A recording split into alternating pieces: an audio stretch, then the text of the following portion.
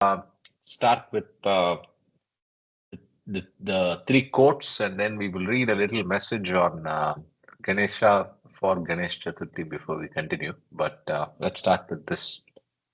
Maybe this you can read, Praveen. Just a minute. Now I will, yes, now version. Sorry. Atar Meher Baba ki Jai. Three of Meher Baba's favorite couplets of Hafiz, a mystical Persian poet. Befitting a fortunate slave, carry out every command of the master without any question of why and what. About what you hear from the master, never say it is wrong, because, my dear, the fault lies in your own incapacity to understand him. I am the slave of the master who has released me from ignorance. Whatever my master does is of the highest benefit to all concerned. Hafiz. Thank you. So, like I said, this is nothing and the everything, and we'll just read 1.5 pages of the last part of the chapter on Ganesh, right? I just posted on the group as well, but yeah, why don't, if you're okay, you can read, or Ashok, why don't you read? I'll read. Please. Avatar Meher Baba ki Jai. Ganesh was the first in creation to become God realized, and he is that same ancient one who comes down again and again, age after age. Your audio is not good. Okay, I'll. Actually, it's okay. Continue. Maybe Praveen, can you confirm? I thought Ashok was I fine. can hear properly. Yeah, I think Yeah, so yeah, too. I Yeah, can hear go ahead, properly. Ashok. Shall I read again? Or Yeah. No, okay, start from the beginning, please. yeah, I'll start from the beginning. Uh, Avatar Meher Baba ki Jai.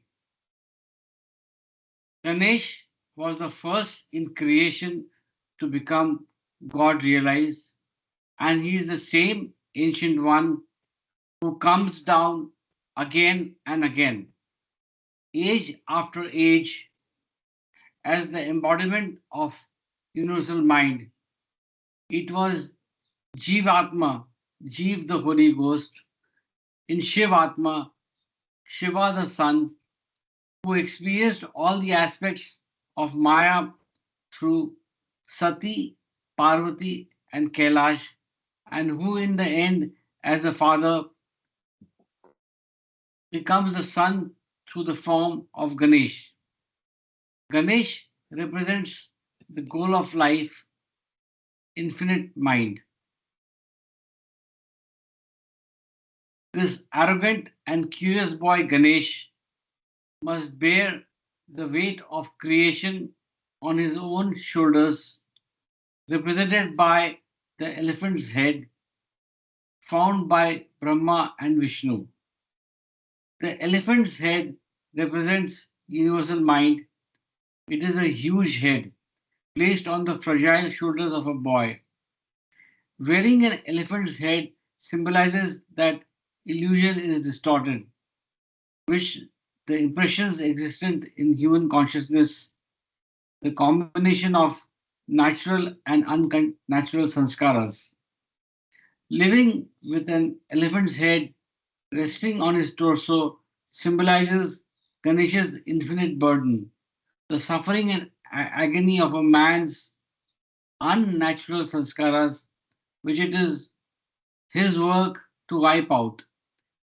Ganesh is the favorite of the gods because he can bear it. He can bear infinite suffering. It is the same burden that came upon the head of the mischievous chicken when he saw all the other chickens that was filled with pity for them and was filled with pity for them and out of pity bore their suffering.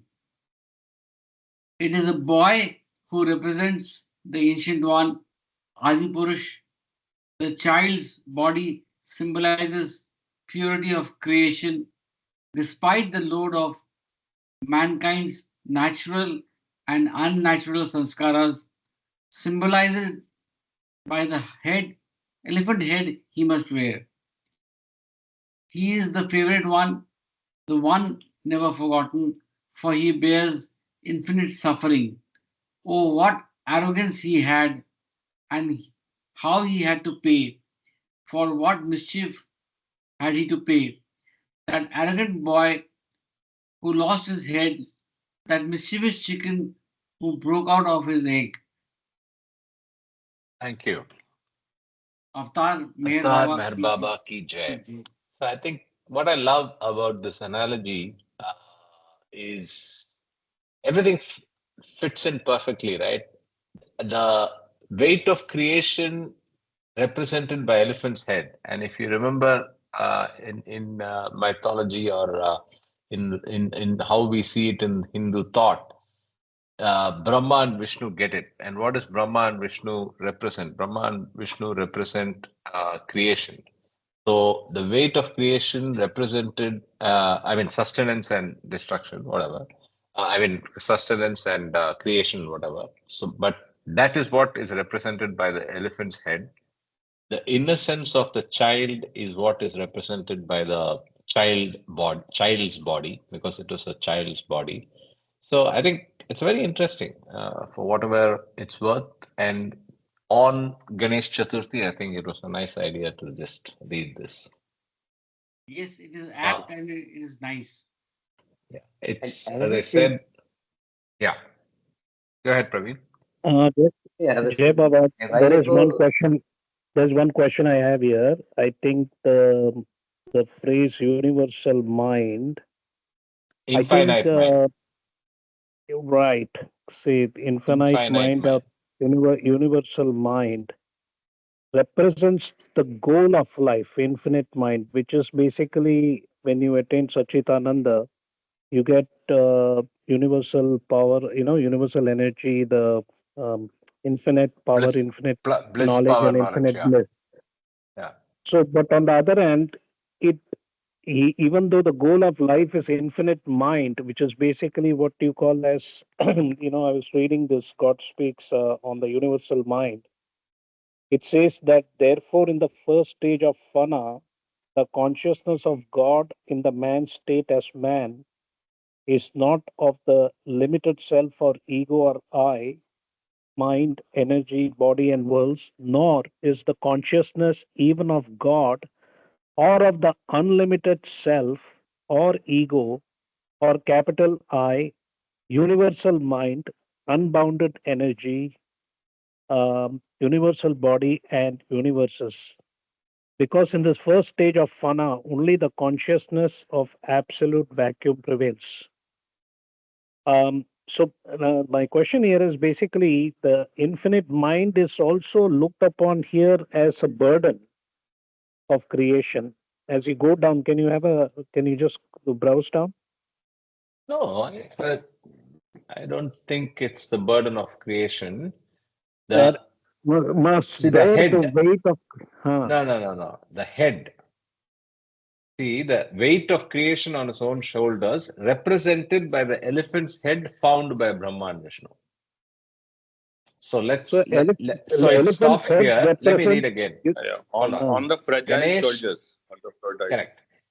Ganesh represents the goal of life, which is with a hyphen, infinite mind. Then he goes on.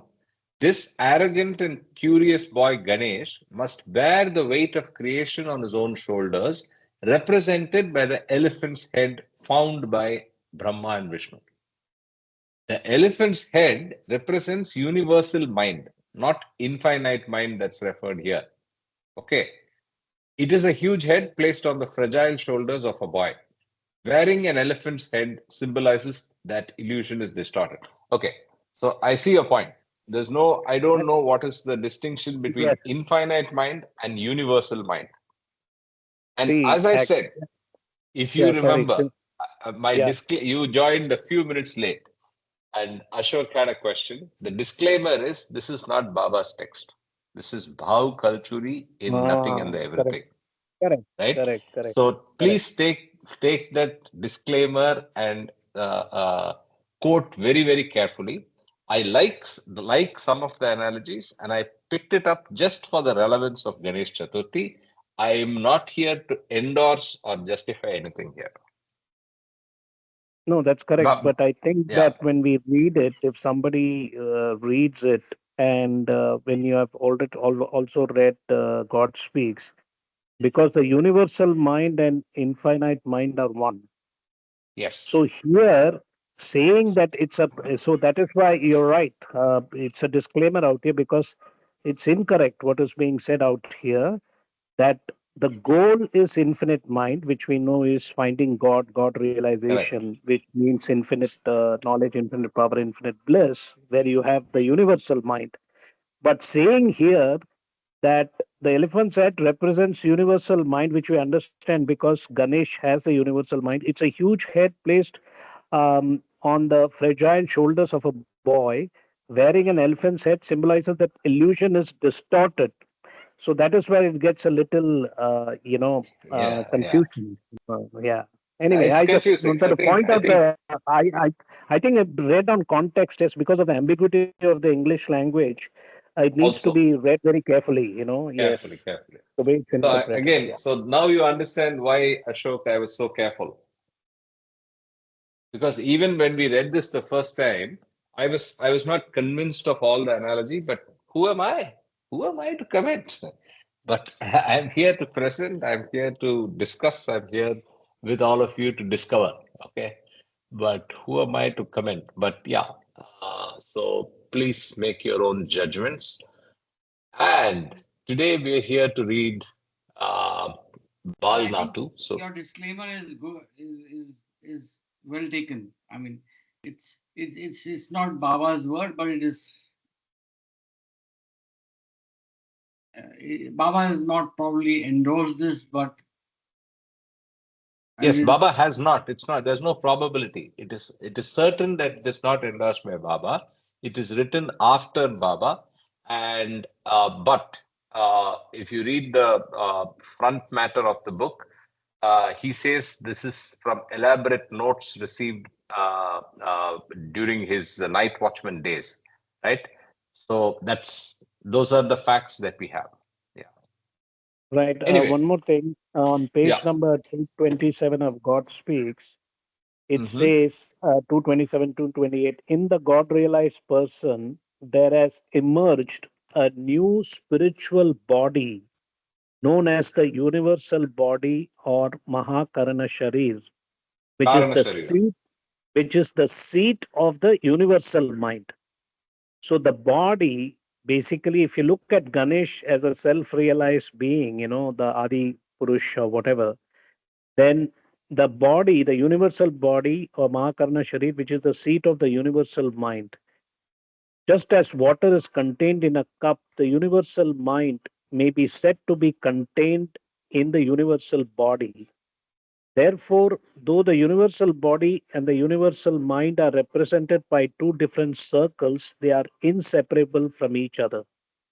The universal mind of the master, which works through his universal body, is in direct contact with the mental bodies of all the individual souls in creation, and it can, through these mental bodies, bring about any changes in the mental, subtle, or gross worlds. Though the master has a mental body like ordinary humans, he always works only through his universal mind. In the master's soul, the limited ego of the human stage is transmuted into the unlimited ego, that is, the feeling of separateness reality is replaced by the realization of unlimited, indivisible, and all comprehensive existence. So, anyway, on a side note, that's it. Yeah. Yeah, yeah, thank you very much for that reference. And this is what we are about, right? Discuss, explore, and share what we are learning. And it's beautiful that you got that coordinated reference on universal body, Mahakarana Sharira.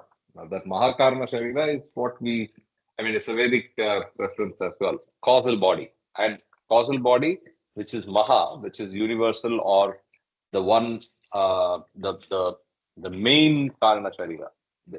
Each one of our gross bodies is also a Karana Sharira, causal body, but the Mahakarana Sharira is the universally causal body.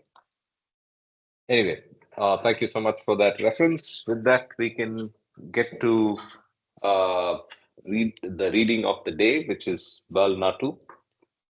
Any other thoughts or reactions before we dive into that? So I think we have discussed, so it's okay. Yeah, yeah, please. So, Ashok, you want to read for some time first? Yeah, Avatar Meher Baba ki Jai. A must is God playing a child. After his return to Jubilee Hills, Hyderabad, Baba decided to visit southern India. He went to Vijayawada, Warangal, and Kazipet, now in Andhra Pradesh. Those who usually accompanied Baba on his must tours were Baidul, Kaka, Gustaji, and Erich. At Kazipet, Baba contacted two musts named Hyder Wali and Wali Hyder.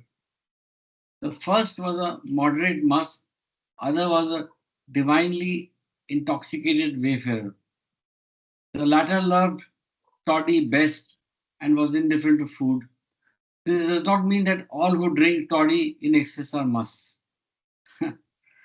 And it's interesting that the names are opposite. If you can just go up, uh, Hyder Wali and Wali Hyder. Yeah, interesting.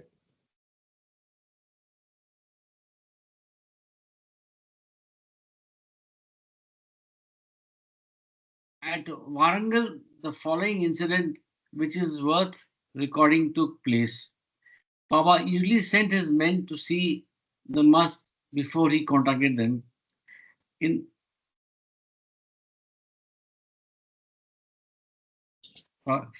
in accordance with Baba's instructions, Paidul approached a mosque named Brahmachari Mosque to celebrate. The mosque was in a Jalali mood and cried out, "Don't put your foot inside my boundary." Paidul had to yield. Then Baba sent Kaka with a message. "We just want to meet you, that's all." To this, the must replied angrily, "Can't you find any other man on whom he can throw the burden? I neither give anything to anyone nor take anything from anyone." So Kaka too had to return unsuccessful. But Baba instructed Kaka to visit the must again and to lecture him on being cooperative. The must listened to Kaka for some time, went into a rage, and blurted out in an imperative tone, "Leave this place at once." Kaka had to retreat. Baba had told the Mandli not to be harsh with the Mas, and he never contracted any Mas against his will. Most of them were very responsive in sharing the spiritual work, while some vigorously repulsed any overtures. Baba, however, treated all Mas as his dear children. It is not a good Mas, God playing a child. Exciting excursion to Khandal. In July 1945, the main places visited to contact Mas were Gulbarga, Yadgiri, Madras, and Raichur.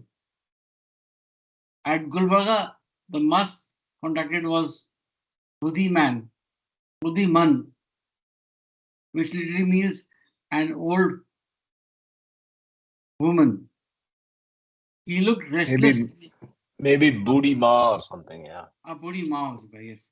Uh, Karthik, is my voice or sound clear? Yes, yes. Please go ahead. Sorry, I'll just read Sanjay, again. has it improved for you? Maybe it was your audio device. Yeah, yeah, it's better. No, I Okay. think his voice was actually better earlier when he was reading the Ganesh thing. The voice is now a little subdued. I don't know. Maybe it's not near the mic or something else. Yeah, Baba. Ashok, you want to do something about it? For me, there's been no change. I've been on the same device from the beginning. I'll read again. I'm reading loud and slow.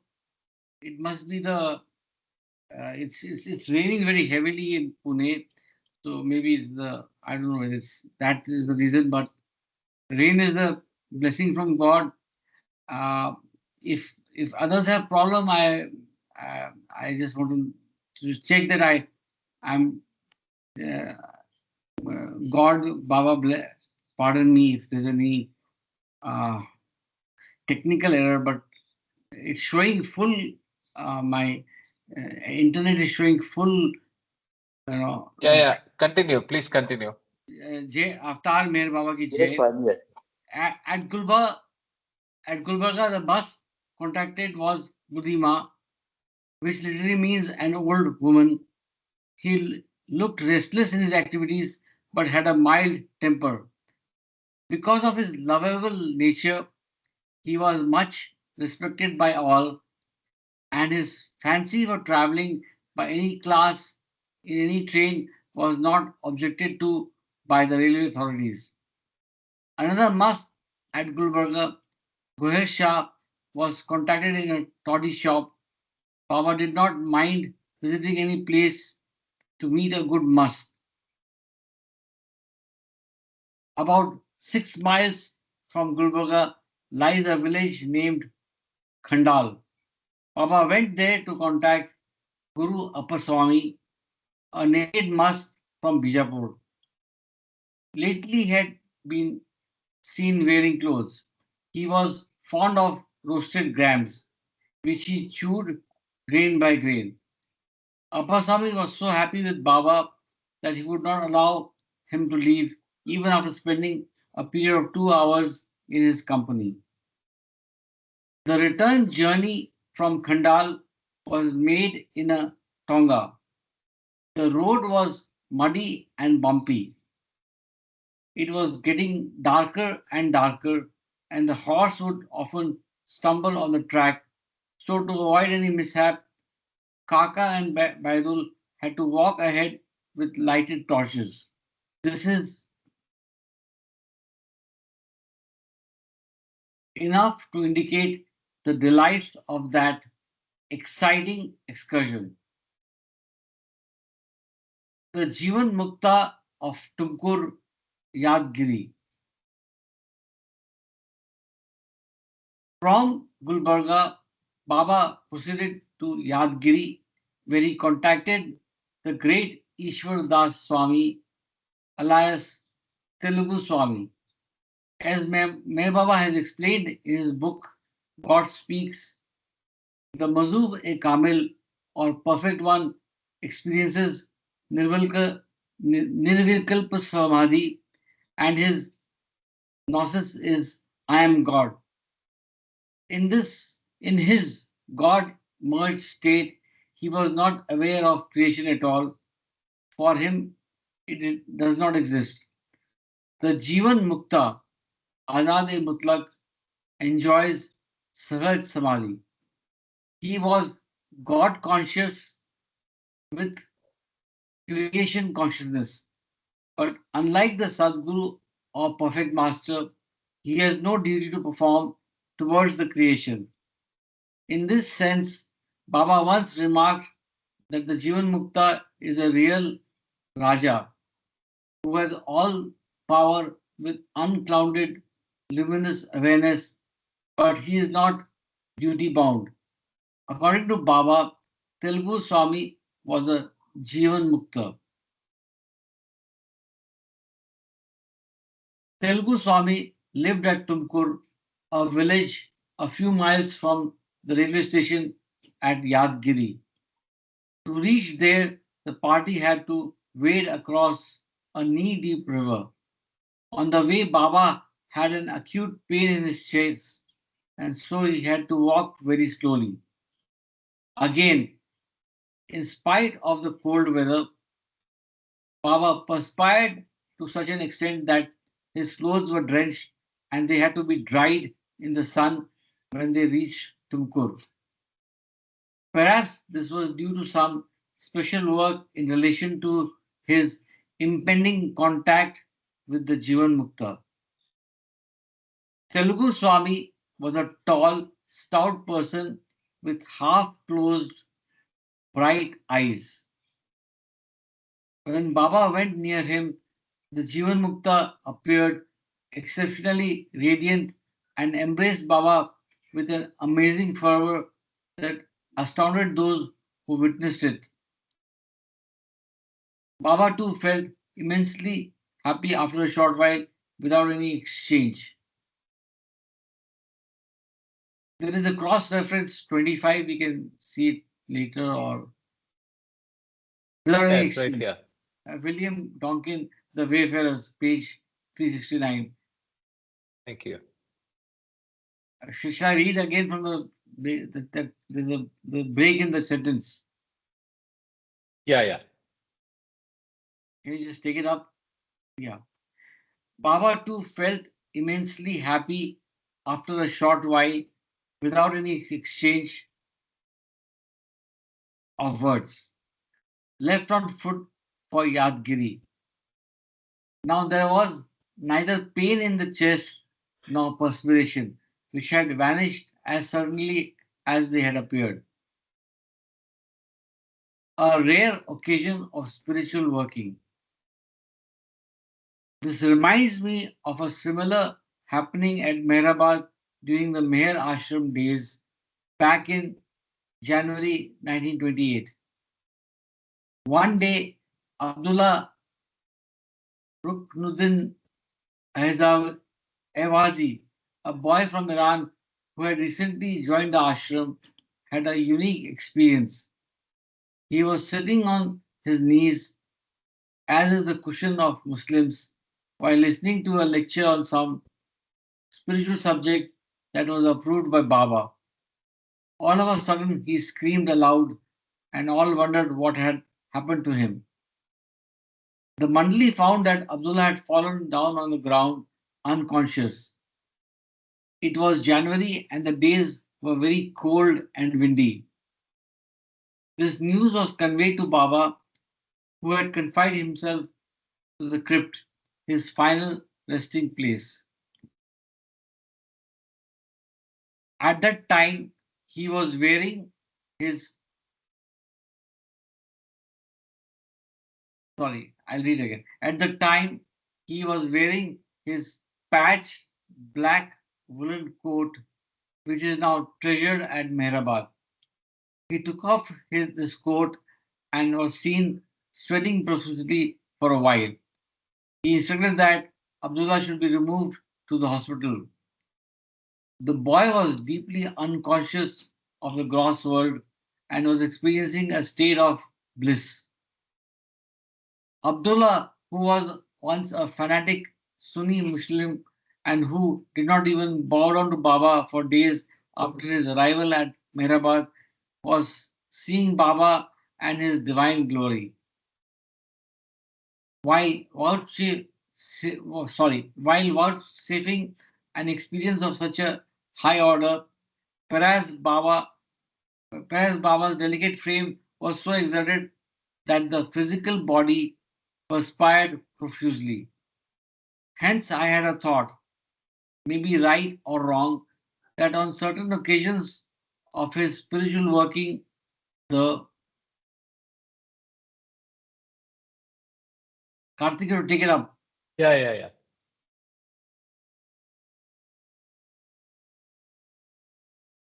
Hence, I had a thought, maybe right or wrong, that on certain occasions of his spiritual working, the flame with his frame burned so brightly that the flesh form sweated immensely. Baba's meeting with the Jivan Mukta of Tumkur was a similar rare occasion, though of a different kind than the one described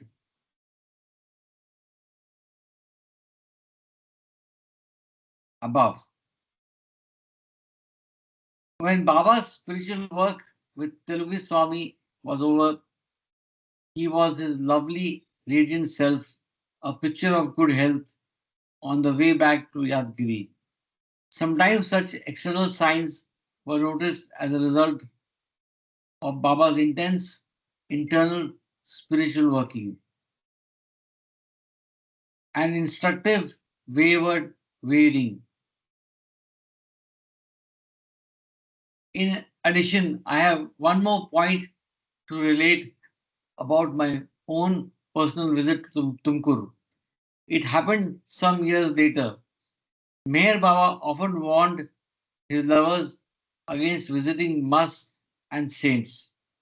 After meeting the God man in person, such special visits were not only unnecessary but could be confusing. If such contacts happened in the course of natural events, Baba had advised us to pay due respects to the personalities, but never to get entangled in their affairs. To be frank, in spite of this warning, my mind sometimes craved meeting such persons. In this case, the mind argued Telugu Swami is neither a must nor a saint, so why can't I visit him? It cannot be a breach of Baba's instructions. As a result of this, I visited Yadgiri with one of my elderly friends, Kaka Sahib Katnikar. It was the rainy season. Someone from Yadgiri suggested a shortcut to Tumkur, the village a few miles away from where Telugu Swami lived. The shortcut proved a wayward march, and I had to wade through a waterlogged paddy. I learned that I should not have interpreted Baba's instruction in the way I did. There and then I decided not to make any more trips of this kind. As I reached Tumkur, I saw the great Jivan Mukta lying on his bed, nonchalant about being naked in spite of a group of persons around him. His tall, stately nature, sparkling eyes, and shining skin made a great impression upon me, but it was far beyond me to understand anything about his spiritual status. I just bowed down to him, and after a while, I left with an understanding that to judge the spiritual state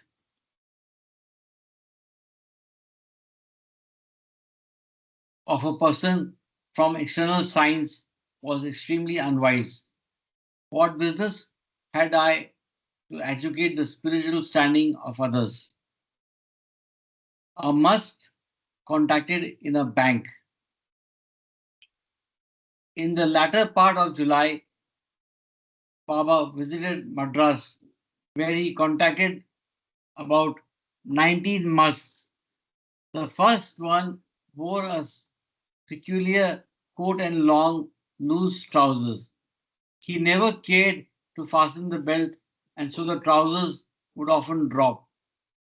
This was due to the state of Mazdubiyat that he was experiencing. Another must named Ram Swarup Swami was completely naked. He ate whatever was given to him. Baba fed him near Kurukpatai railway station, a suburb of Madras, and Baba sat with him happily for an hour. Maulvi Sahib Mastan, the chargeman of Madras, was contacted in the part known as Triplicane.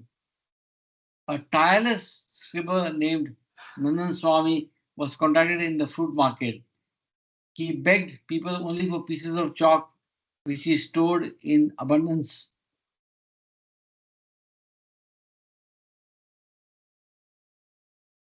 Muhammad Mastan was a tireless stitcher. He sewed pieces of cloth, tore them up, and sewed them together again. Paidal noticed him in the back lane of Anderson Street and Baba wished to contact him. So Elish went into an office which happened to be that of a private bank. He told the banker that his elder brother wished to be all alone with Mastan for a short while. He inquired whether he would permit them to use the room for this purpose. The banker agreed without argument and ordered the clerks and the cashier to vacate the room. Baba contacted Mastan in the bank office, which was strewn with money left lying about by the banker and his employees. Cross reference 26 is there. We'll see later, I think. Quite unbelievable, but all the more true. Baba alone could. It's the Wayfarers, page 294. Quite unbelievable, but all the more true. Baba alone could create such an atmosphere of confidence. En route to Hyderabad, Baba left the train at Raichur. There he washed the feet of a group of poor persons and gave money as prasad to each. He returned to Hyderabad by the end of July 1945. With this visit to the southern part of India, Baba's work with the mosque from his headquarters in Hyderabad neared a close. Shall I stop here if anybody has got Yeah, comments? I had a question for Kama. Kama, have you encountered any location or any people associated with any of these mosques in Chennai? There are 19 mosques that Baba Um, contacted. right, right. No, not no, no. I've not heard. Like I said, I one of my pet dreams is to go to Nagapattinam and find out about Chatti Baba. Yeah, that would be So good. yeah, but definitely, one has to really do a lot of intense research. You have to stay there, talk to a lot of people, because unless you meet some very old people who have been there, who have seen these people when they were young, then maybe one can get some kind of insight about these people. But I definitely met one must I told you in Dibrugarh, couple of times. Yes. So you can, Baba has described how the must behave. So I think we all do see must in India at different points. Sometimes we are not able to recognize them because they look mad or something. But if you talk to the local people, they'll tell you. Like I met once in Shivri actually last year, and then he disappeared. Like, but I don't know whether he comes back or not. But Bombay, as you know, has had a lot of musts even during Baba's time. True. Thank you. Any other thoughts? Okay, let's. If we have to rotate, we can also rotate the reading. Sanjay, you want to read sometime? I can read as well. Yeah. Jai You Baba. go ahead first, then I'll join. Then I'll come. Thank you so much. Yeah, yeah. Thank you so much, Ashok. Let me continue for a bit. Before you start, I just had a thought I'm sharing. It says Sure. Baba collects toffees. So, and also toffees are, offered as prasad at the samadhi.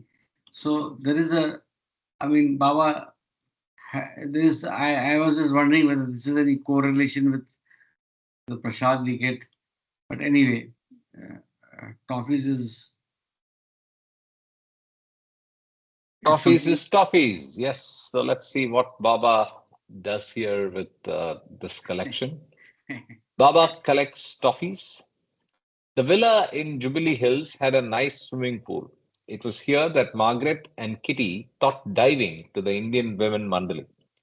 Each stay of Baba's at different places had some striking incidents, and Hyderabad was not an exception.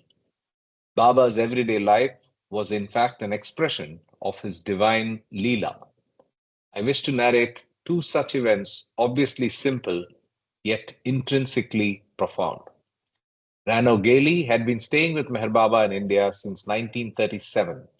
Once in Hyderabad, she had gone out on work with Dr. Donkin. While returning to Jubilee Hills, Dr. Donkin casually gave Rano some sweets, toffees, and also gave some to the men Mandali living in the other bungalow. Rano incidentally asked for some more toffees for Margaret Krask, who shared a room with her in the villa. With toffees in one hand, Rano was in the room, about to give them to Margaret when Baba appeared at the door and casually asked Rano what she held in her hand. Like a guilty schoolgirl, Rano held out her hand to Baba and told him that Don had given these to her for Margaret. Baba gestured. Did you not think of giving me the toffees first? Give what you have to me. He put the sweets into his pocket and walked ahead. He also instructed Rano to collect all the toffees that were left with the men Mandali by Dr. Donkin. A jealous god. In fact, Baba was fond of distributing toffees and chocolates, not collecting them. Then why this collection? This was the only occasion during the entire stay at Hyderabad that Baba visited Rano's room, and quite at an unusual time. In those days, there were many restrictions to be observed by the Mandali living with Baba. One of them was that the indwellers of the villa were not allowed to accept or eat anything given by outsiders without Baba's permission. Why Baba had such injunctions, we do not know. But one way or the other, he always showed that he knew well if anyone failed to abide by his standing instructions. How can one ever hide anything from his omnipresence, his most natural state? Such simple incidents help Baba people to deepen their faith in him. In Leela, which means a divine sport, there is nothing spectacular, yet it touches the deeper layers of the heart, inaccessible to sermons and discourses. And was not Meher Baba the master sportsman? Jai Baba, I wanted to make a comment here about the how Baba knows what is going on, and this is again the concept of the universal mind. So that is the technical reason I believe why he knows exactly what is going on, even if his physical presence is not there. So the Yeah, yeah. omniscience of this, yeah. So Jai Baba. it's exactly that. It's more than omnipresence, which could be a derivative of what, I mean, which could also result in the same outcome. It's omniscience. So if you see the example above, and what he wanted to probably use was the word omniscience, but that's okay. That's minor because omnipresence can also achieve the same. So next we go to a joke that reveals Baba's omnipresence. The second anecdote was narrated to me by one of my friends. It is one of the significant events in his life with Baba. It is of a private nature, so I refrain from mentioning his name. This young Hindu Maharashtrian met Baba in 1943. From his childhood, he had had a passion for God. In his few minutes interview with Baba, he told him that the world and worldly achievements held no charm for him and that he craved illumination. He also expressed his preparedness to leave his home and join Baba for any work whatsoever. Baba looked pleased and blessed him. Baba told him to come to Ahmednagar if and when he should receive a letter to that effect. After some months, Baba did call him to stay near him, and later he accompanied the Mandali to Hyderabad. Short and well built, he was fond of having regular kinds of exercise every day. Some of the Mandali nicknamed him Hanuman after the deity of strength and celibacy worshipped in the village gymnasiums. He was given the duty of keeping a watch at the gate of the villa in Jubilee Hills. One day, when Baba was sitting with the Mandali in the villa, all of a sudden he inquired about this young cadet. He was not at the gate, so someone asked Baba about the message to be conveyed to the youth. With a smile that always seemed to fill the heavens, Baba joked, nothing special. I wish someone to perform his khatna, circumcision. Have we a sharp teeth knife here? This made the Mandali laugh and Baba change the subject. When the young man returned, he was told that Baba had inquired regarding his whereabouts. When he heard Baba's joke about circumcision, which is one of the essential religious ceremonies for any Muslim, he turned uncommonly solemn and silent. It had a specific meaning for him. Baba had asked this young lover to observe celibacy. That morning, as he was having a walk on the way to the villa, he saw the young, fair daughter of a wealthy Muslim Nawab riding on horseback. That particular area formed the locale of the wealthy knights and nobles of the Hyderabad state. As he looked at the elegant damsel, he had a thought. Would that I had such a partner in life. What if she be a Muslim and I a Hindu? What harm? I can dot dot dot. When in love, the young mind knows no impossibilities. Nevertheless, he controlled himself and made his way to the villa. It seemed that about this time, Baba had made the above joke. It made him feel deep down in his heart the omnipresence of Meher Baba. To live with Baba was to go through the constant marvel of being ever exposed to his divine presence. Remember my words, not in the text. Remember, he's closer than your breath. He's there everywhere. Okay, so we go to the next chapter, chapter 7. Pasarani to Angarshi Pahad, 1945. Angarshi Hills, Maharashtra. The passing away of Narayan Maharaj. Meher Baba has worked with the musts of Hyderabad and southern India for the year 1945 was over in August. By the first week of September, the 6-month lease of the villa in Jubilee Hills at Hyderabad was to expire, so Baba wished to change his headquarters. The area indicated by him was Y. Mahabaleshwar, district of Satara. Vishnu was deputized for house hunting. He visited many vacant bungalows, some small, some big. Each had its specialities and defects. The main condition laid down by Baba was that the residence had to be in a secluded spot, neither too far from nor too close to the city. After a good search, Baba approved of the Great Gate Palace of a Nawab at Pasarni. This was about 2 miles away from Y, located on the Pune Mahabaleshwar road. This was Baba's residence for about 3 months. With the Mandali, he stayed there from September 8 through December 15, 1945. So is it Y Jai or Baba Kartik. Y? Why? It is Yeah, called why. It is Y, close to Y. Mahabaleshwar. It is close to Hmm. Mahabaleshwar. On the way it falls. And if you remember, Okay. when we were reading Avatar, Yeah. this lady Hmm. mentioned about this day. She was also part of the party. Yes, yes, yes, yes. Yeah. This is Remember? just away They used to from go for a Radha. walk, and then it was Yes, yes, getting yes, dark, and they were afraid. There are a lot of stories she wrote yes. about this. She wrote Yeah. about this period. Yes. Yeah. Thanks for that Jean. reminder. Jean Adriel from the Avatar. During Baba's stay at Pasarani, a circular was sent to his dear ones, and Baba gave the following information about the passing away of Narayan Maharaj.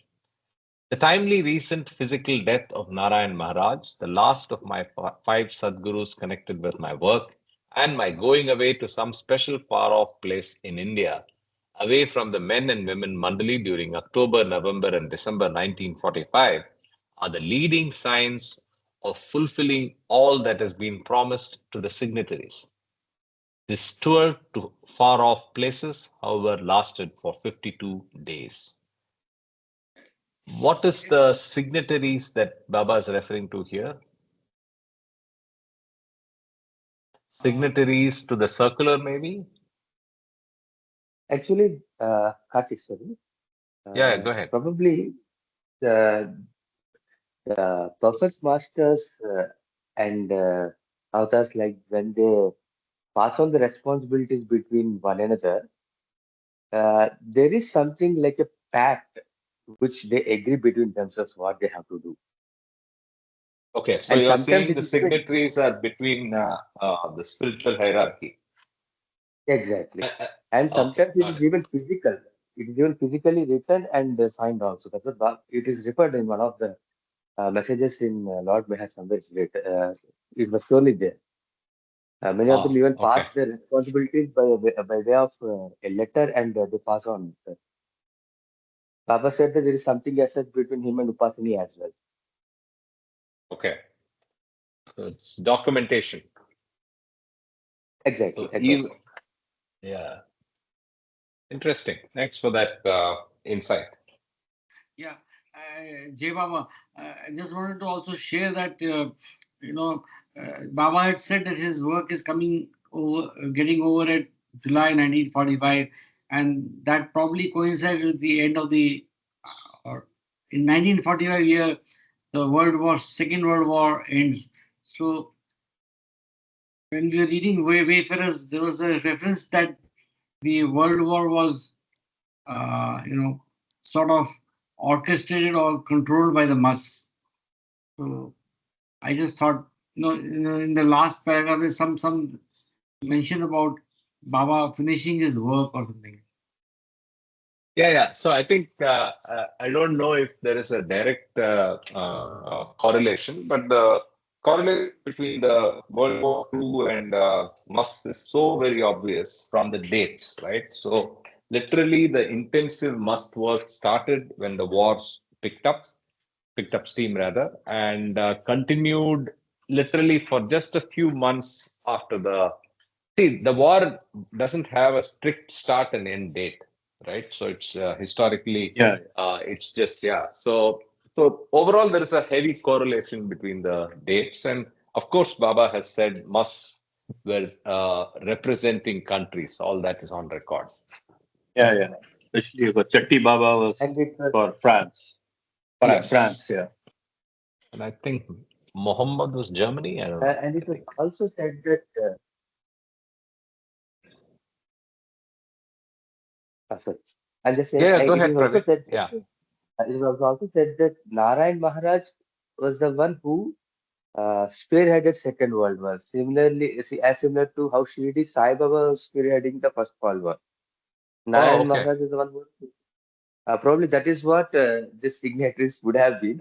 That is something which my guess is. But I heard in many of the talks that Narayan Maharaj was the one who was spearheading the Second World War, and during those times, many times like on Narayan Maharaja's body, wounds used to come just like that, and they used to and get healed in a night and all. This were the actual happenings with Narayan Maharaj, and he has dropped his body at the end of World War. Exactly, that's what I'm saying. So that Yeah, yeah. his dropping of the body seems to be at 1945, which is the end of the war. So very interesting. I've never Sai heard this Baba was before. 16. Yeah, Sai Baba was 2016, Yes, no, October. Yeah, 15th. 19, yeah, 16, 16. Yeah? 1916. But the war 1916, continued. not 20. Yeah, yeah, yeah, Yeah, yeah. yeah. But the war So his continued work. for a little longer. Yeah, 1919. Yeah, yeah. Yeah. Yeah. So this is very interesting. But I've heard, yes, the First World War being managed and rather the responsibility of Sai Baba is something I've heard in the Baba world. But Narayan Maharaj for the second one is interesting. Thanks for sharing. Okay, let's continue. Before giving any information about the momentous and memorable tour to a secluded virgin area, I feel it worthwhile and rather imperative to give a short account of the life of Sadguru Narayan Maharaj. Meher Baba once stated, "What I am, what I was, and what I will be as the Ancient One is always due to the five perfect masters of the age: Sai Baba, Upasni Maharaj, Baba Jan, Tajuddin Baba, and Narayan Maharaj. These are the five perfect masters of this age for me." And the quotation is from Charles Purdom and Malcolm Schloss's Three Incredible Weeks with Meher Baba. It's from The Awakener, Volume 2, Number 3, published in 1955, page number 75. So that is the quote. Each cycle consists of 11 ages. The avatar's advent is in the 11th age of a cycle, Yuga.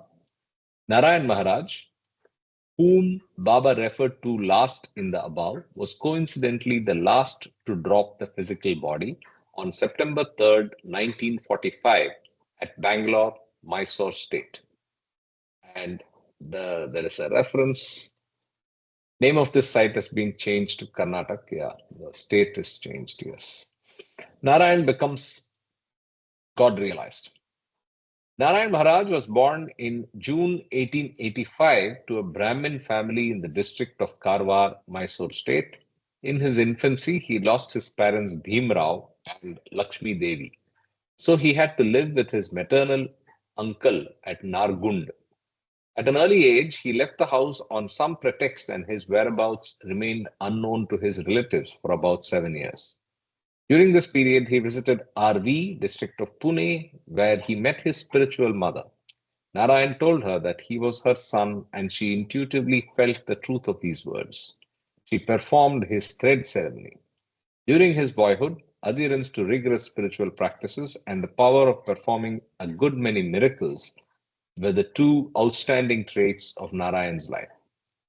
Nevertheless, these miracles, like the pranks of an innocent child, were never harmful. Narayan was the devotee of Sri Dattatreya. Once he felt impelled to visit Ganganapur, a place about 250 miles away from Pune. It is a great center of pilgrimage for the devotees of Sri Dattatreya. There he coincidentally met a stranger, an old man with an exquisitely radiant face.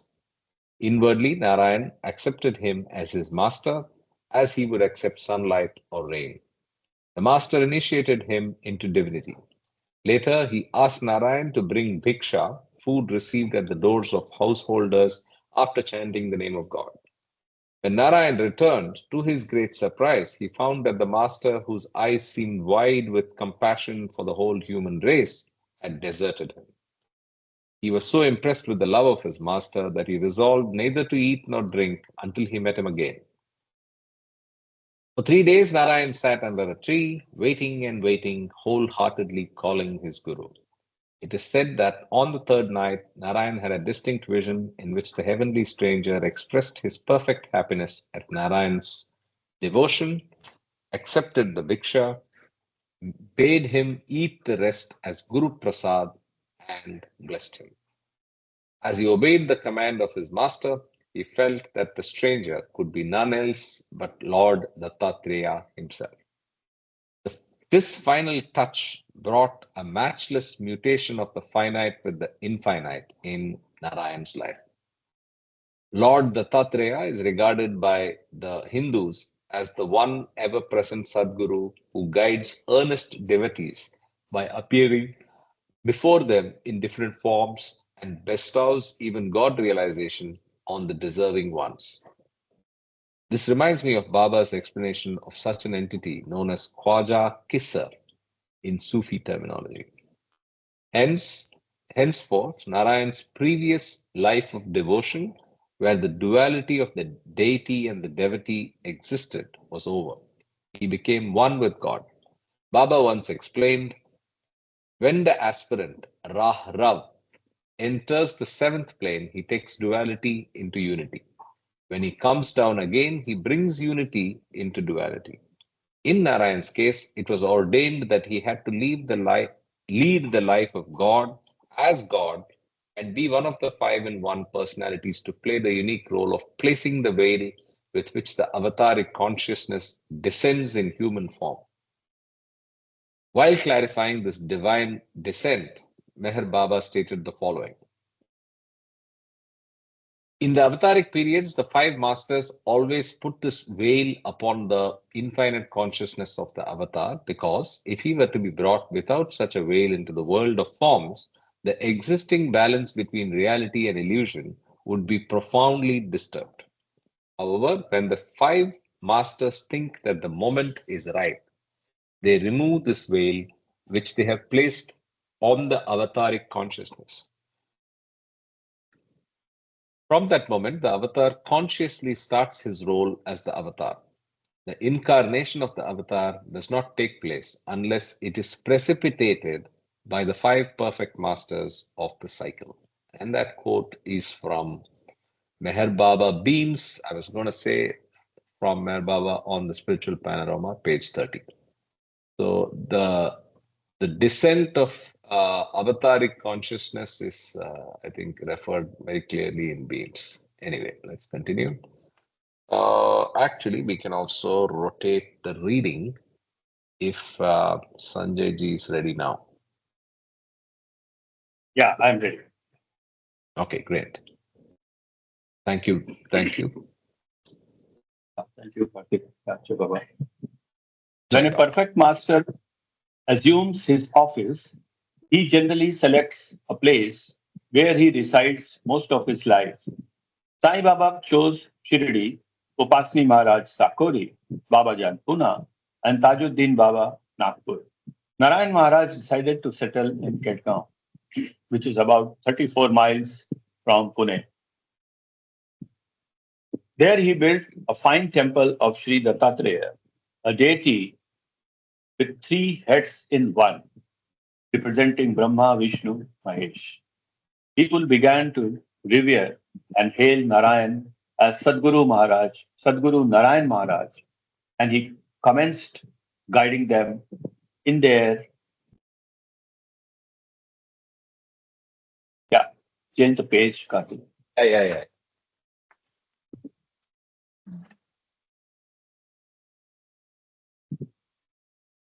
Devotion to God. Aspirants began to stay near him, and a small colony sprang up in that barren land. It thrived and flourished as years passed by. Cleanliness and quietude were the marked features of this colony, known as Kedgaon Bet. Bet literally means an island, and this place is surrounded by rivulets. To me, it seems that Narayan Maharaj played a perfect double role of perfect master and perfect devotee at one and the same time. Hundreds of religious functions were arranged at Kedgaon and meticulously performed, quite in contrast with the activities around Hazrat Baba Jan and Tajuddin Baba. People worshipped Narayan as Maharaj, man God, Sadguru. With divine authority, he would accept the homage of the devotees. Yeah, Yeah.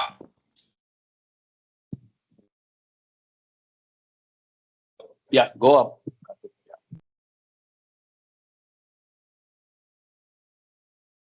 Yeah, his own selves. Another time, he would be seen invoking and worshipping the Lord like an ardent devotee. Here was a Sadguru demonstrating the roles of Lord and servant to divinity in action. Sadguru, Sadgurus are concerned only with awakening the hearts of the people and are entirely unconcerned with the outer forms of activities that are carried out. To them, conventional ceremonies or unconventional programs are just the same. They are ever beyond both. In one of his discourses, Meher Baba had made this point clear. Yeah, you can go up. Yeah.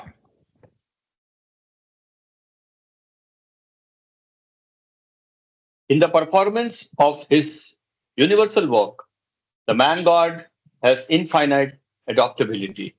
He is not attached to any one method of helping others.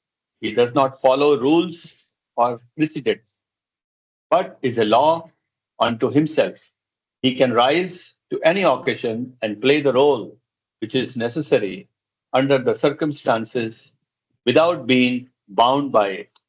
Show the way to divinity. The man God may often play the role of a devotee, even after realization, in order that others may know the way. He is not bound to any particular role. For him, there is nothing worth obtaining because he has become everything. Very powerful. Yeah, That's straight from from Discourses, this book. chapter 338, part 3, pages 38, 39. Sanjay ji, can I request you to read again? That's Sure. Yeah, yeah. the part which you said is very profound. In the performance of his universal work, the man God has infinite adaptability. He is not attached to any one method of helping others. He does not follow rules or precedents, but he is a law unto himself. He can rise to any occasion and play the role which is necessary under the circumstances without being bound by it. To show the way to divinity, the man God may often play the role of a devotee, even after the realization, in order that others may know the way. He is not bound to any particular role. For him, there is nothing worth obtaining because he has become everything. Owing to the atmosphere of ceremonial worship, some regarded Narayan Maharaj as an orthodox person, but it was he who first discerned the spiritual potentiality of Upasni Maharaj and directed him to Sai Baba, who was extremely unorthodox and unconventional in his relationship with his devotees.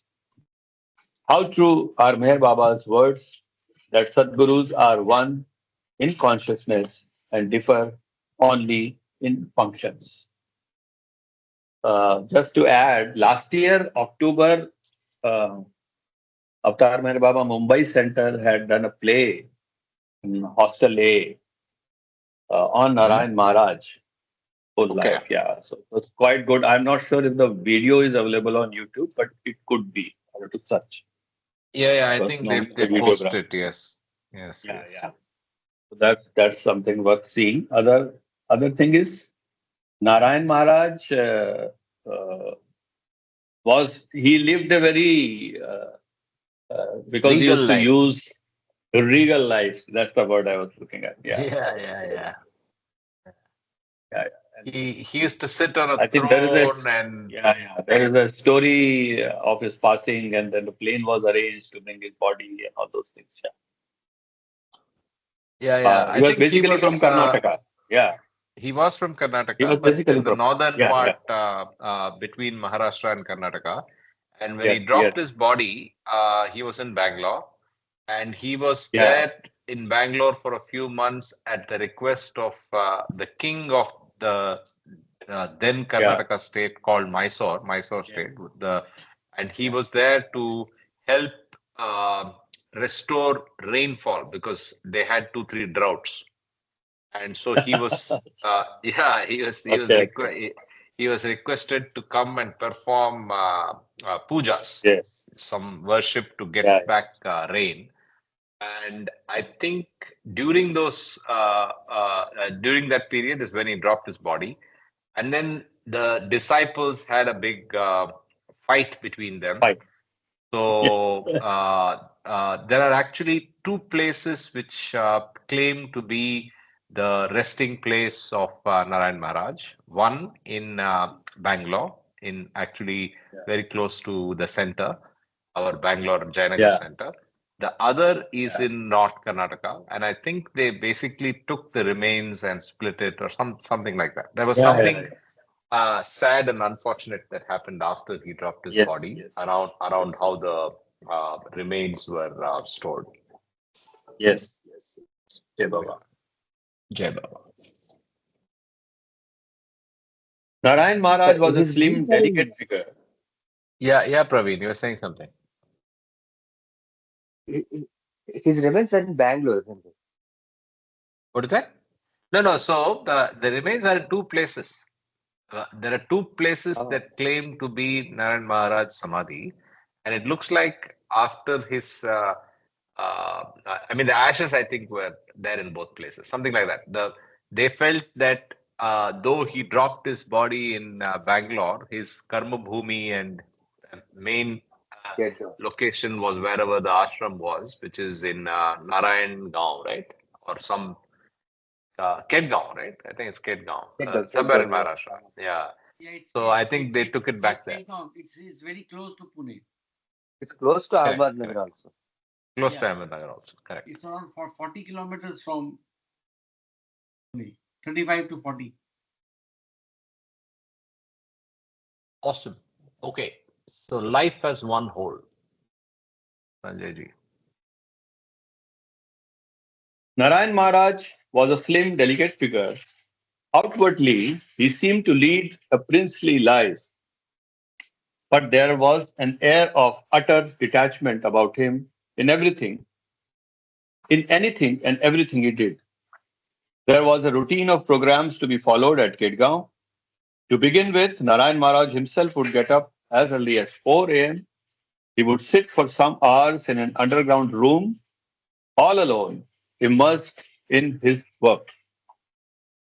Meher Baba, too, used to get up fairly early. In the early days at Manjile Meem, he had enjoyed his disciples to get up before dawn and meditate regularly. He also explained to the Mandali the special significance of the early hours. In the course of a talk, he once remarked, it was between 4 and 5 a.m. that Babajan made me realize the infinite bliss of self realization. And it was the same time when Upasni Maharaj brought me down to normal human consciousness of the gross world. In passing, I may add here that Meher Baba was born around 5 a.m. So for Baba people, this particular period shall ever hold an unfading fragrance.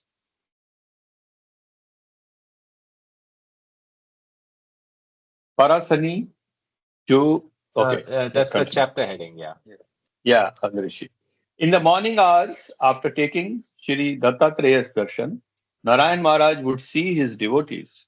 He had quite a large correspondence to which he personally attended. His words of blessings had worked wonders, but to relate them would be a different story altogether.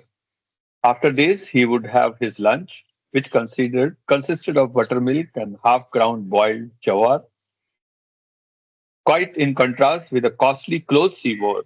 At noon, he would retire from all the activities of the ashram for an hour or two. In the evenings, he would attend the bhajan programs. On Thursdays, when the procession of Sri Dattatreya was taken around the temple, Narayan Maharaj would join in singing bhajans. He had an exquisitely sweet voice, they said. On some occasions, he would join the devotees in indoor games. At times, he would explain the spiritual facts apparently based on the games played. He would bought he often brought home to his devotees that playing games, shouldering family responsibilities, and devoting oneself to the daily sadhana were not only interrelated, but that they formed part and parcel of life as one indivisible whole. In summer, he followed a regular practice of offering with his own hands a delicious cold drink called panhe, prepared from boiled mangoes, to his devotees. As one reads about the lives of Meher Baba's masters, one is tempted to ask whether Baba derived his love for games and practice of distributing sharbat to his lovers from Narayan Maharaj, as his love for Kavwali from Hazrat Babajan. Baba had once conveyed, the five perfect masters have brought me down naturally, therefore the qualities of all the five are in me. One question I have, Kartik. Yeah, yeah, go ahead. Kartik. Hey, Jay Baba. Uh, Jai Baba. does anyone know? I mean, I always thought this is good because I've never read. I mean, I just knew a little bit about Narayan Maharaj, but Tajuddin and Narayan Maharaj were always mystery to me. But this is a good account on Narayan Maharaj. I learned quite a bit. But does anyone know why he was? Well, I mean, from the pictures we've seen, uh, he would wear lots of jewelries on his hand and fingers, and he put that thorn and quite majestic and like a king. Uh, why was he wearing that? I'm pretty sure, based on what we read, it was symbolic. Perhaps not the time that he was playing the role of the devotee, but the time that he was playing as a sadguru. But why was he wearing that? Was it any particular reason? Actually, I'm not aware of any explanation. Others may chime in if they know. Yeah, Jay Baba. See, basically, uh, he was the king, or people treated him as he was the royalty from Narayanpur, Narayanpur, where he is. Okay. So Kedgaon is near Kedgaon. So he was, his lineage is the royalty. So he was I mean, sort of a king in the material sense, and king also in the spiritual sense.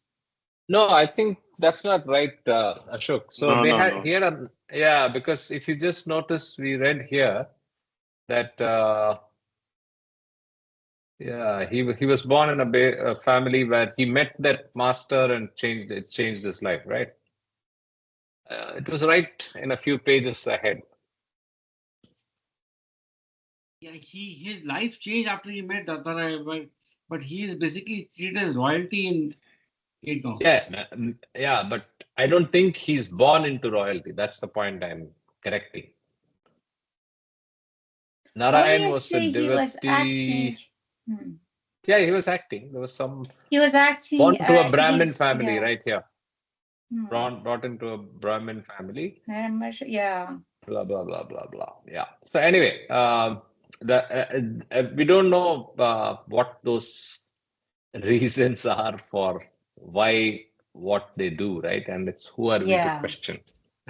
Yeah. I mean, that's I the guess role. It's like Ufazni. Ufazni was playing the role of fakir when one of the devotee brought him a Yep. very nice ring. He threw it away on her face. He said, "Don't you know I'm a fakir? Why Yeah, you brought me yeah, jewelry?" Like that. correct. Jai Baba, I I think think that what I've understood about Narayan Maharaj was he was financed by a lady of the night, like a prostitute. Okay, But Yes, after yes. she met Narayan Maharaj, she gave her wealth, everything to him, and he lived very royally in the sense he had a, like a golden throne or something, and he wore very good dresses. But I think it's also part of the divine theme where you can't judge a perfect master in terms of how they look or what they do, because the three Hafiz sayings are very clear about how we look at a perfect master, and we can't understand why they behave in a certain way or what kind of dress they wear and so on and so forth, even their lifestyle. Hey, Baba. absolutely.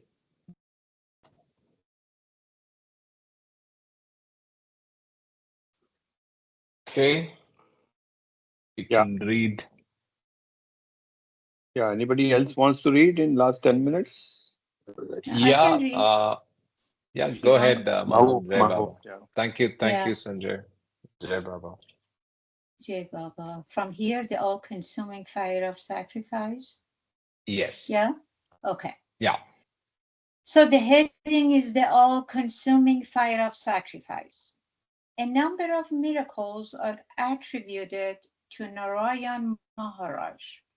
Some revere him for his demonstration of divine powers. Roll up, please.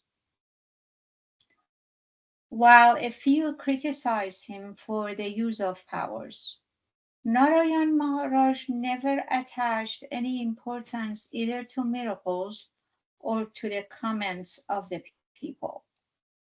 Use of siddhis binds a sadhak to illusion, but through the Sadguru, it helps the unbinding of karma of the persons concerned. In the hands of a sadhak, siddhis suppress divinity, but in the hands of masters, they express divinity. In one of his messages, Meher Baba stated, miracles are justified when they are performed for the purpose of drawing humanity towards the final goal of realizing God. Otherwise, they are definitely an interference with the natural evolutionary process. Miracles, in the last analysis, are illusory. There can be no special point in producing some petty imitation illusions in the mighty infinite illusion already created by God. Isn't this nice what he said? Yeah, Yeah. that's So there reference. is even illusion is different. Yeah, Meher Baba. This is from Meher Baba and the Fiery Free Life, and 7 other messages collected by Adi K. Irani, page 13. Yeah. Anyway, nicely said. Yeah, I here, like that. here, yeah, We yes, can yes. always quote this, right, to people who are interested in miracles. All right. Yeah. Like, like Sai Baba, Narayan Maharaj had drawn many people towards the spirituality through the numberless miracles that happened about him, for which his divine presence was a passive agent.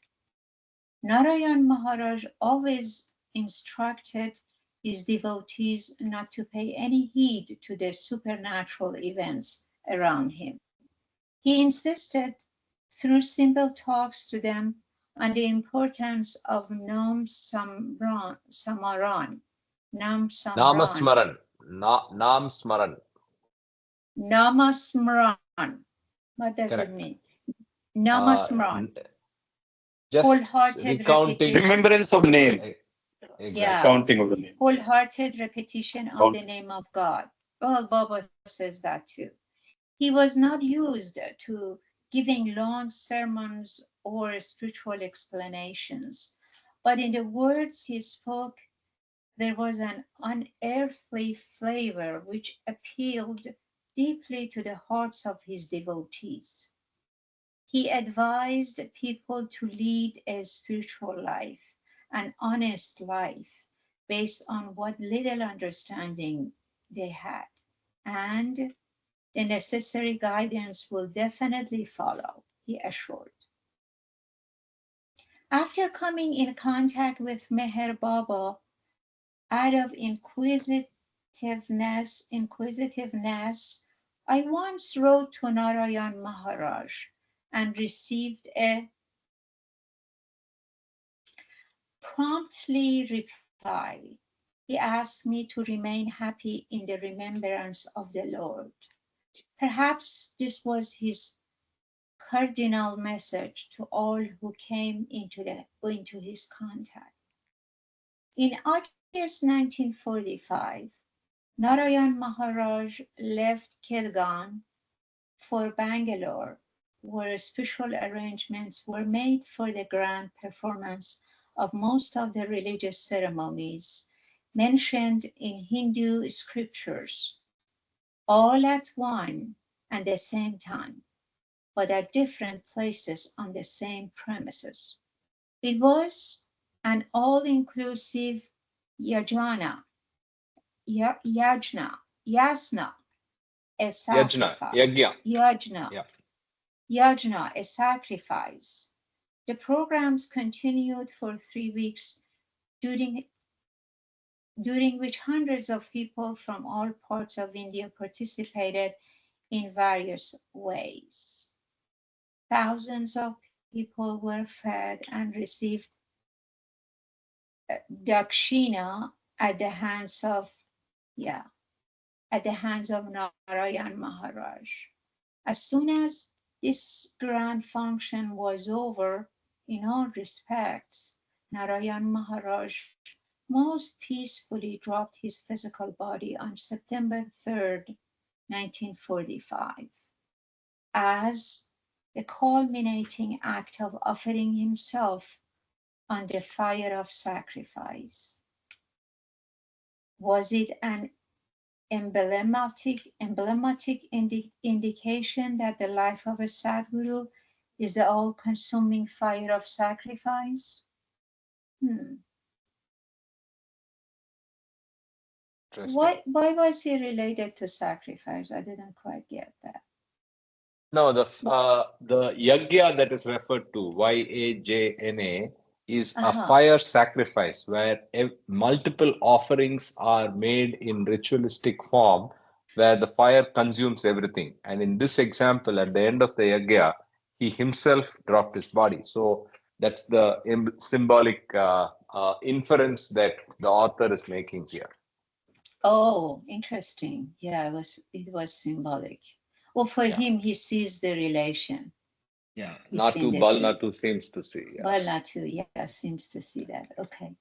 There was a brief break in Baba's mass tours, and within a few days, the Mandali felt settled at Pasarani. Vishnu was busy with his daily visits to Y for marketing and other necessities. Way, I guess. Dr. Nilu was active in looking after the health of all. In his own way, Baba had kept everyone engaged in one work or the other. For his universal work, he was planning for a tour to far off places and for finding a secluded spot to use in connection with a special type of work in seclusion. Prior to this tour, he wished to visit Mehrabad. He left Way on September 18 and stayed for some days at Mehrabad. He made some visits to Pimpalgan to look at the reconstruction work on the rest house, which is Mehrazad. On the 23rd, he was entertained with a singing program wherein Adi Senior and Sidhu sang selected ghazals. It was good relaxation for Baba. In the last week of September, he returned to Way. Just after his arrival at Pasarani, Baba sent a telegram to Erich at Pune, instructing him to see Kakabaria at Bombay. Accordingly, Erich met Kaka and received a typed copy of instructions. Baba had asked him to visit Darjeeling in the West Bengal and find a perfect virgin spot in the Himalayas for Baba's seclusion work. On the way to Calcutta, Erich stopped at Rajpur, where Jal D. Caravella was working as the divisional commissioner.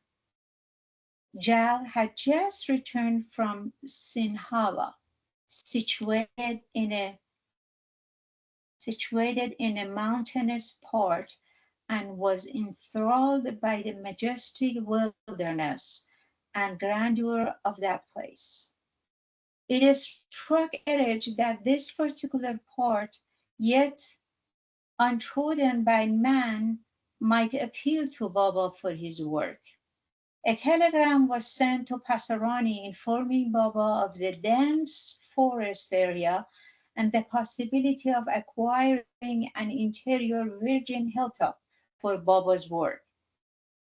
Baba approved this proposal and sent a reply telegram to that effect to Jal Kerawala.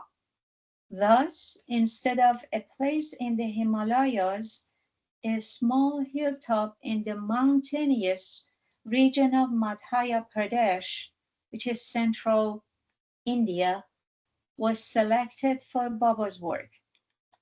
After making the necessary inquiries, Eret returned to Pasarani as there was no need for him to proceed to Darjeeling. Yeah.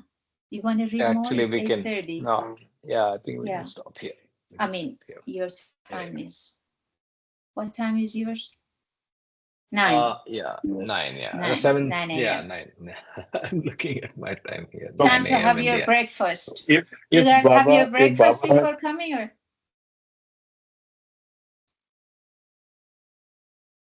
How yeah, about I I don't did. Troy? have breakfast. Yeah, yeah. I don't have breakfast, and it's still 7:30 in Dubai. Yes. Sanjay ji, So you were saying something. Oh, for India, 7. it Yeah, could be you're in before, Dubai. it could be it could be during and after, both, everything actually. So I was saying if Baba had approved Darjeeling, so maybe that could have a place for us, all of us to visit. Yes, I know. I know. Jai Baba. It's a very That's a beautiful beautiful place. place. Yes. Jai Baba, Jai Jai Baba. Baba, I Nomita thought Jai ji. Baba, Darjeeling Nomita Yes. was the ji. tea, no? Wasn't it Darjeeling Yes, the tea? also. Yeah, Yes, it's a it's in the nice hills and tea. that's famous for tea. Yes. Yeah. All right. Jai Baba, nice. Jai Nice. Baba, I'm learning a everybody. lot from Happy. this. I didn't know. Jai Baba. Jai In Baba, How are instance you, of the Nomita God ji? everybody. You are man, mute. Happy. right? You are on mute, Nomita. Nomita ji, you are I'm on mute. stopping Yeah. recording. I'm stopping Jai Baba. recording. Yeah, you stop recording and Jai Jai Baba. Baba Nomita ji. सबके सब